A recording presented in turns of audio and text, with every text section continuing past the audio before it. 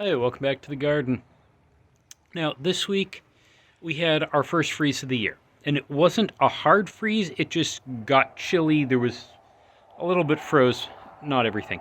For those of you who aren't familiar with it, basically when you get a freeze, the water expands when it freezes. So the water inside the plants expands, breaks the cell walls of the plant, and the part of the plant that froze generally dies.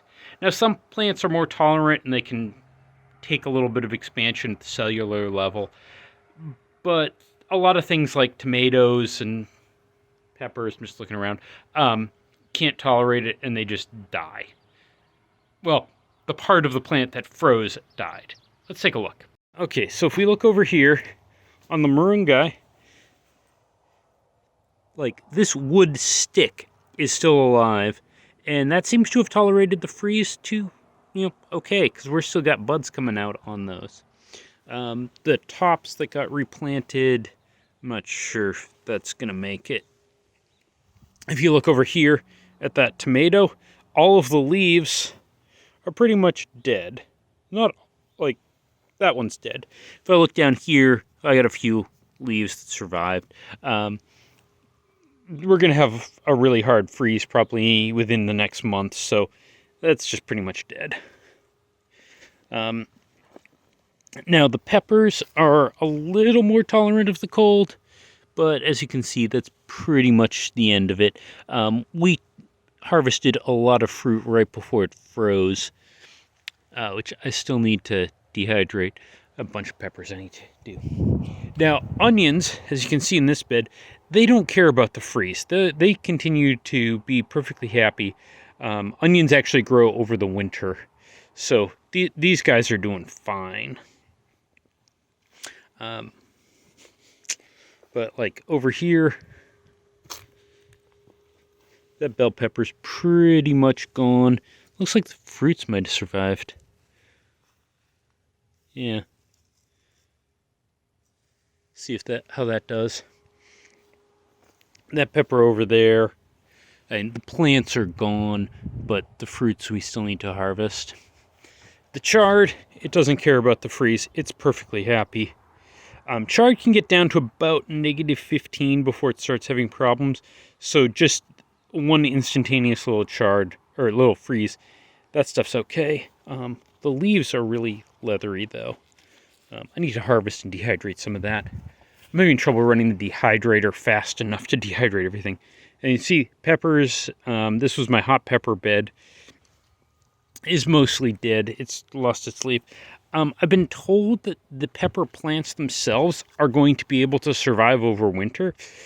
Just leave them alone and they'll regrow in the spring. So we'll see what happens there. I'm probably going to start some seedlings anyways to see how it goes. Now, the tomatoes here were closer to the house, so they kept a little warmer. But tomatoes generally don't tolerate freezes very well. Actually, if you look at the peppers, that portion of the pepper plant that was closer to the house was fine, whereas the portion that was farther away all died off. So the tomatoes aren't as tolerant of the cold, so I've got a lot of dead there. And I wasn't really expecting to get anything on the fall off these tomatoes. I just been too lazy to take them down. Same thing with that. Near the house, it's okay. Away from the house, we got a lot of death. Same thing over there. One thing I did this last week... Oh, pepper.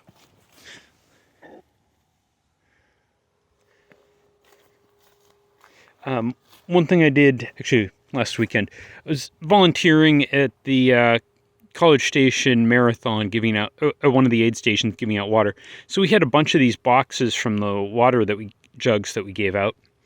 So I just used that to cover this bed. So hopefully by keeping light out of the bed, plants, any green plant that relies on photosynthesis shouldn't be able to grow in there.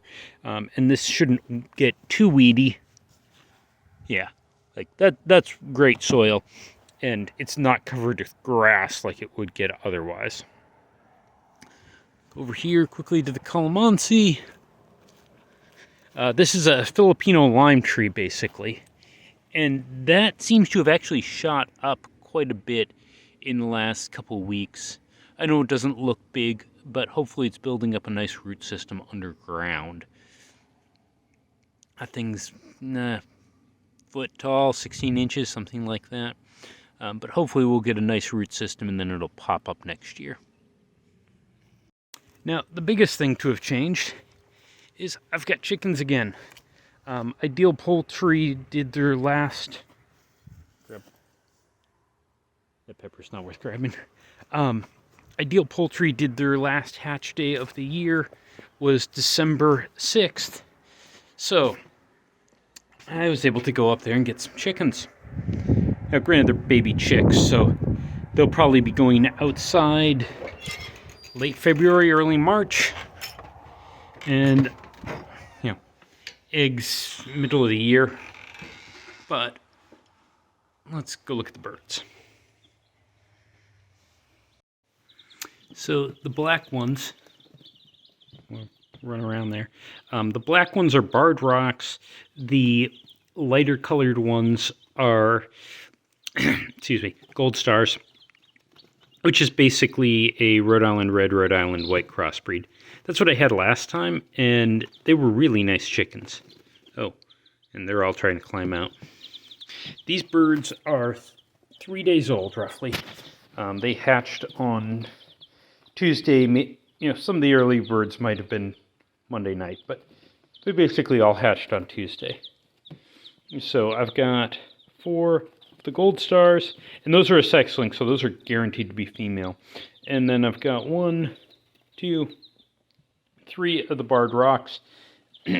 Now, those aren't a sex link, so they had to get vent sexed, which is only about 90%. So I figure with 3 of those, I've got a good chance of having a male in the group. They're having fun.